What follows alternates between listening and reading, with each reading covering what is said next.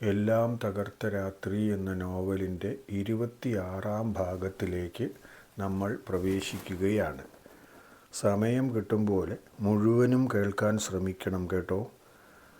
ഇഷ്ടമായെങ്കിൽ സബ്സ്ക്രൈബ് ചെയ്ത് വിട്ടേക്കണം. കഴിയുമെങ്കിൽ കൂട്ടുകാർക്കൊക്കെ ഒന്ന് ഷെയർ ചെയ്ത് കൊടുക്കുകയും വേണം. എല്ലാവർക്കും നല്ല ഒരു ദിവസം ആശംസിക്കുന്നു. ഇടമുളയിൽ കുട്ടിച്ചൻ നിത്യസമ്മാനത്തിനായി വിളിക്കപ്പെട്ടു. വളരെ പെട്ടെന്ന് തന്നെ വിവരം നിരത്തുംതട്ടിൽ മുഴുവനും അറിഞ്ഞു. പിന്നെ ആ വീട്ടിലേക്ക് ആളുകളുടെ അണമുറിയാത്ത പ്രവാഹമായിരുന്നു. പ്രായഭേദമോ സാമ്പത്തിക ഭേദമോ ജാതി മതഭേദമോ ഒന്നുമില്ലാതെ ആളുകൾ അങ്ങോട്ടേക്ക് ഒഴുകി. ആർത്തലച്ച് കരയുന്ന സാറാമ്മയെയും കത്രീനയെയും സമാധാനിപ്പിക്കാൻ കഴിയാതെ വന്ന പെണ്ണുങ്ങൾ നന്നേ വിഷമിച്ചു. സുഖമില്ലാതെ കിടക്കുകയായിരുന്നെങ്കിൽ പോലും സാറാമ്മയെ സംബന്ധിച്ചിടത്തോളം കുട്ടിച്ചൻ ഒരു ബലമായിരുന്നു. അതിതീവ്രമായ വേദന കാണുമ്പോൾ ചിലപ്പോഴെങ്കിലും അവരും ഓർത്തിട്ടുണ്ട് ഇതിനേക്കാൾ ഭേദം മരിച്ചു പോകുന്നതായിരുന്നു എന്ന്. എന്നാൽ ഇപ്പോൾ അത് യഥാർത്ഥത്തിൽ സംഭവിച്ചപ്പോൾ അതുമായി പൊരുത്തപ്പെടാൻ അവർക്ക് കഴിയുന്നുമില്ല. അതുകൊണ്ടാണ് അവർ പൊട്ടിക്കരയുന്നത്. ജോസിൻ്റെയോ ബേബിയുടെയോ അവസ്ഥയും കുറച്ച് സമയത്തേക്ക് സമാനമായിരുന്നു. ആകെ ഒരു മരവിപ്പ് ബാധിച്ച പോലെയായിപ്പോയി രണ്ടുപേരും കുറച്ച് സമയത്തേക്ക്. എന്തിനും ഏതിനും അഭിപ്രായം ചോദിക്കാനും തീരുമാനം പറയാനും ആളുണ്ടായിരുന്നതാണ് പെട്ടെന്ന് അങ്ങോട്ട് പോയത്. സുഖമില്ലാതെ കിടക്കുകയാണെങ്കിൽ പോലും അതൊരു വൻമരം തന്നെയായിരുന്നു. ബേബിയുടെ കൂട്ടുകാരൻ ജോണിയാണ് പള്ളിയിൽ വിവരമറിയിച്ചത്. വികാരി അച്ഛൻ എത്രയും വേഗം തന്നെ കപ്പ്യാരെയും കൂട്ടി ഇടമുളയിൽ വീട്ടിലേക്ക് വന്നു. ഒപ്പീസ് ചൊല്ലിയതിന് ശേഷം അച്ഛൻ ബേബിയെയും ജോസിനെയും വിളിച്ച് സംസ്കാരത്തിൻ്റെ കാര്യങ്ങൾ ആലോചിക്കാൻ തുടങ്ങി. കൂടുതൽ നാൾ കിടന്ന് വേദന അനുഭവിക്കുന്നതിനേക്കാൾ ഭേദമല്ലേ ഒരു ദിവസം മുമ്പ് അങ്ങേ ലോകത്തേക്ക് പോയത്. കൂദാശകളെല്ലാം സ്വീകരിച്ച് നല്ല മരണമാണല്ലോ കുട്ടിച്ചന് ലഭിച്ചത്. അതിൽ സന്തോഷിക്കുകയാണ് വേണ്ടത്. ആരംഭത്തിലൊരു ഞെട്ടൽ എല്ലാവർക്കും ഉണ്ടാകും. നമ്മൾ അതിൽ നിന്നും പെട്ടെന്ന് മോചനം പ്രാപിക്കണം. എന്നിട്ട് അതിൻ്റെ അടുത്ത നടപടി എന്താണെന്ന് വെച്ചാൽ ചെയ്യണം. ജോസും ബേബിയും അച്ഛൻ പറഞ്ഞത് കേട്ടതല്ലാതെ പ്രത്യേകിച്ചൊന്നും മറുപടി പറഞ്ഞില്ല. എല്ലാത്തിനും തലയാട്ടി സമ്മതമറിയിച്ചു. അച്ഛൻ തുടർന്നു. അകലെ നിന്നും ബന്ധുക്കളൊന്നും വരാനില്ല എങ്കിൽ നാളെ രാവിലെ കുർബാനയ്ക്ക് ശേഷം തന്നെ ചടങ്ങുകൾ വീട്ടിൽ തുടങ്ങാം. ഇനി അതല്ല അകലെ നിന്നും ആരെങ്കിലും വരാനുണ്ടെങ്കിൽ തൽക്കാലത്തേക്ക് ഫ്രീസർ കൊണ്ടുവന്ന് അതിലേക്ക് കുട്ടിച്ചനെ മാറ്റണം. അല്പസമയത്തേക്കുള്ള ഒരു വിഷമത്തിന് ശേഷം ജോസും ബേബിയും കർമ്മനിരതരായി. അവരുടെ ആലോചനയിൽ കുട്ടിച്ചൻ്റെ ഒരു അനുജൻ തൊടുപുഴയ്ക്കടുത്ത് താമസിക്കുന്നുള്ളത് അറിയാം. വേറെ അനിയന്മാരോ ചേട്ടന്മാരോ ഇല്ല. ആ പാപ്പൻ കുറേ കാലം മുമ്പ് അവർ താമസിക്കുന്ന വീട്ടിൽ വന്നതായി ഓർക്കുന്നുണ്ട്. ഇടവക പള്ളിയുടെ പേര് കിട്ടിയതേ അച്ഛൻ തന്നെ വിവരം ആ ഇടവകയിലേക്ക് അറിയിക്കാനുള്ള സംവിധാനങ്ങൾ ഏർപ്പെടുത്തി. പിന്നെ അമ്മച്ചിയുടെ ബന്ധുക്കളും മറ്റു പല സ്ഥലങ്ങളിലുമാണുള്ളത്. അവിടെയൊന്നും അവർ പോയിട്ടില്ല. എങ്ങനെയെങ്കിലും അവരെ അറിയിക്കാനുള്ള വഴികൾ അവർ കണ്ടുപിടിച്ചു. അന്ന് തന്നെ അവരെ അറിയിക്കുകയും ചെയ്തു. അപ്പോൾ അവരെല്ലാം വരുന്നു എന്ന് പറഞ്ഞുകൊണ്ട് വിവരം കിട്ടി. ആ വിവരം കൂടി അച്ഛനെ അറിയിച്ചപ്പോൾ അച്ഛൻ പുതുക്കിയ ഒരു സമയം പറഞ്ഞു. അടക്ക് നമുക്ക് മറ്റന്നാൾ നടത്താം. നാളെ ഒരു ദിവസത്തേക്ക് ഫ്രീസർ കൊണ്ടുവന്ന് അതിലേക്ക് മാറ്റണം. അത് ഇന്ന് തന്നെ ചെയ്യണം. നാളെ തന്നെ ചെയ്യാൻ നിന്നാൽ ശരിയാവില്ല. നിങ്ങൾക്ക് പരിചയമില്ലെങ്കിൽ ഞാൻ ആശുപത്രിക്കാരോട് വിളിച്ചു പറയാം. അവർ വന്ന് അത് മാറ്റി വെച്ചിട്ട് പോയിക്കോളും.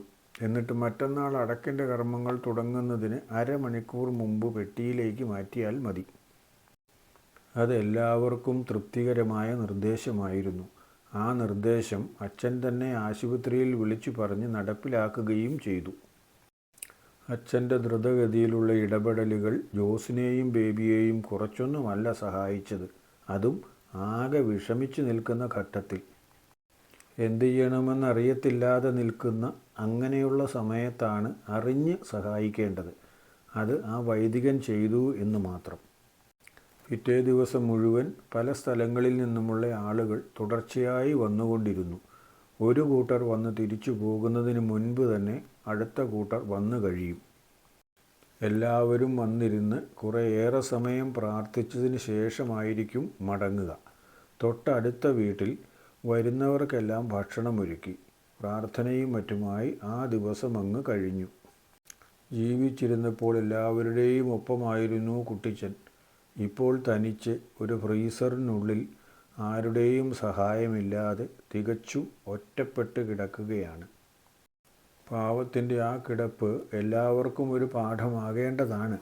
ജീവിച്ചിരിക്കുമ്പോൾ എന്തെല്ലാം ഉണ്ടാക്കിയാലും ശരി, നമ്മുടെ നന്മ പ്രവൃത്തികൾ മാത്രമേ നമുക്ക് മരണശേഷം കൊണ്ടുപോകാനുണ്ടാവുകയുള്ളൂ എന്ന് ചരമഗീതം നമ്മെ ഓർമ്മിപ്പിക്കുന്നത് പോലെ തന്നെയാണ് കാര്യങ്ങൾ.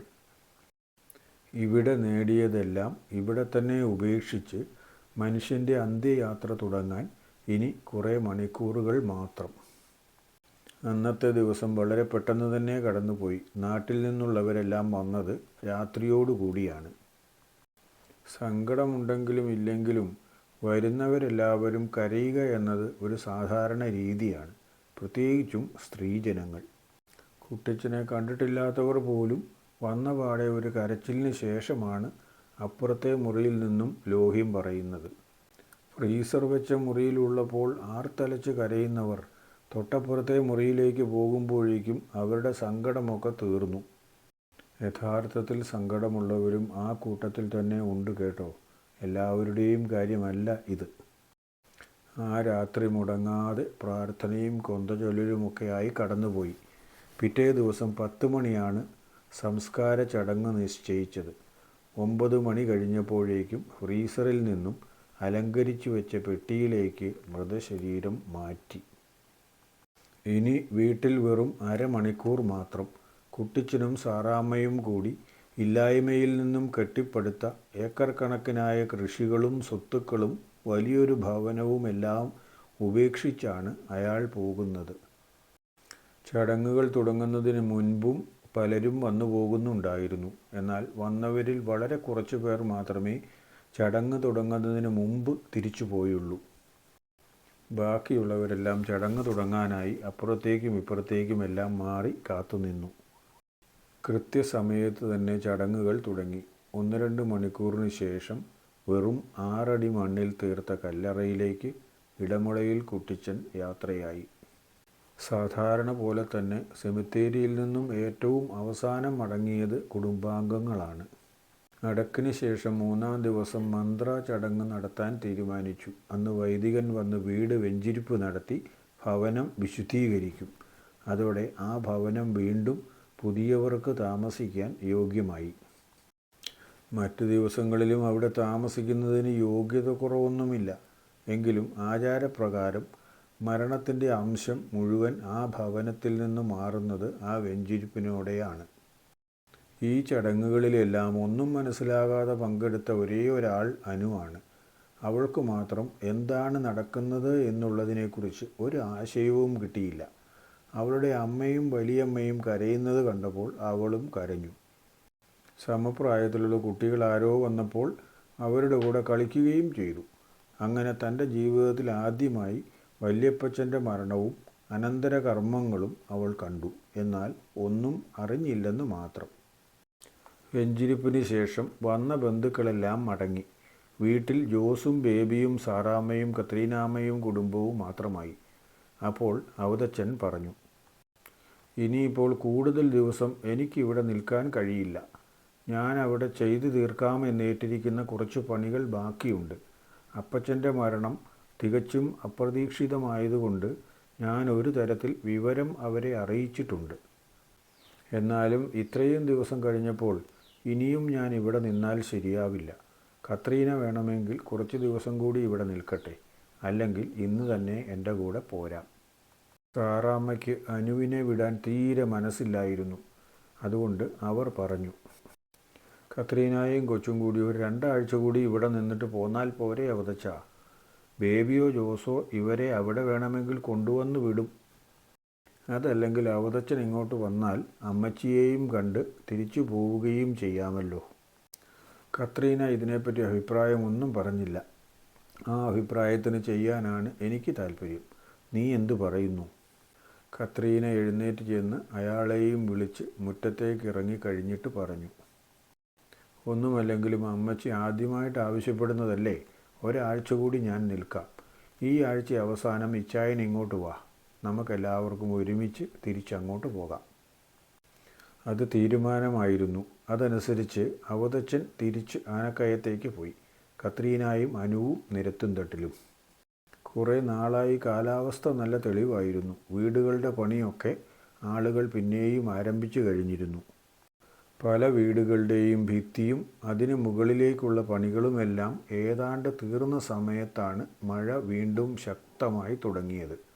എവിടെയൊക്കെയോ ന്യൂനമർദ്ദം രൂപപ്പെട്ടിട്ടുണ്ടത്രേ. അതിൻ്റെ ഫലമായി ശക്തമായ മഴ തുടങ്ങി. ആ ആഴ്ചയുടെ അവസാനം അവതച്ചൻ വന്നു. കത്രീനായെയും അനുവിനെയും കൊണ്ടുപോകാനായിട്ടാണ് വന്നത്. ഞായറാഴ്ച രാവിലെ അമ്മച്ചിയുടെ അടുത്ത് പോയി ഉച്ച കഴിഞ്ഞപ്പോഴേക്കും തിരിച്ചു വന്ന് അവരെ രണ്ടുപേരെയും കൂട്ടി എല്ലാവരോടും പറഞ്ഞ് അവർ ആനക്കയത്തേക്ക് പോയി. അവർ ഇവിടെ നിന്നിറങ്ങുമ്പോഴും ശക്തമായ മഴ തുടങ്ങിയിരുന്നു. ഇടയ്ക്കൊക്കെ ചെറുതായി ഒന്ന് തോരും, വീണ്ടും ശക്തിയായി തന്നെ പെയ്യും. ഈ രീതി തുടർന്നുകൊണ്ടിരിക്കുകയായിരുന്നു. അത് ഹൈറേഞ്ചിലേക്ക് എത്തിയപ്പോഴേക്കും മഴയുടെ കാഠിന്യം കുറെ കൂടി. അന്ന് രാത്രി ഉറങ്ങാൻ കഴിയാത്തതുപോലെ ആയിരുന്നു മഴ വീഴുന്നതിൻ്റെ ശബ്ദം. പിറ്റേ ദിവസമായപ്പോഴേക്കും ചെറിയ തോടുകൾ വരെ നിറഞ്ഞൊഴുകി തുടങ്ങി. മഴയ്ക്ക് ഒരു ശമനവുമില്ല. കുര്യനും ലീലാമ്മയും അവരുടെ വീട്ടിലേക്ക് പോയിരിക്കുകയാണ്. ലീലാമ്മയുടെ വീട്ടിലും എന്തോ അത്യാവശ്യമുണ്ടെന്ന് തോന്നുന്നു. ലീലാമ്മയുടെ അപ്പൻ സുഖമില്ലാതെ കിടക്കുകയായിരുന്നു. ഇനി അയാൾ മരിക്കുകയോ മറ്റോ ചെയ്തോ എന്നറിയില്ല. എന്തായാലും വന്നപ്പോൾ അവരെ കാണാൻ കഴിഞ്ഞില്ല. കാറ്റൊന്നുമില്ലാത്തതുകൊണ്ട് മഴ മാത്രമേ ഉള്ളുവെങ്കിൽ കാര്യമായ കുഴപ്പങ്ങളൊന്നും ഉണ്ടാവുകയില്ല എന്ന് കരുതിയിരിക്കുകയായിരുന്നു അവർ. കുര്യനും ലീലാമ്മയും കൂടി വരുമ്പോൾ രാത്രിയായി. അവതച്ചനും മറ്റും വന്ന വിവരമറിഞ്ഞ് പോയി അവരെ കണ്ടിട്ടാണ് അവർ തിരിച്ച് വീട്ടിലേക്ക് പോയത്. അവർ പോകുമ്പോഴും ശക്തമായ മഴയുണ്ടായിരുന്നു. രാത്രിയിൽ എപ്പോഴോ ആണത് സംഭവിച്ചത്. നോവലിൻ്റെ അടുത്ത ഭാഗം നാളെ തന്നെ തരാം കേട്ടോ, അതും ഉച്ച കഴിഞ്ഞ് 2:30 തന്നെ. നോവൽ കേൾക്കുന്നവർ എന്തെങ്കിലുമൊക്കെ അഭിപ്രായം പറഞ്ഞിരുന്നെങ്കിൽ നന്നായിരുന്നു. ഇഷ്ടമാണെങ്കിലും അല്ലെങ്കിലും പറയാമല്ലോ. ഇഷ്ടമായെങ്കിൽ സബ്സ്ക്രൈബ് ചെയ്യുകയും ചെയ്യണം. കേട്ടല്ലോ അല്ലേ?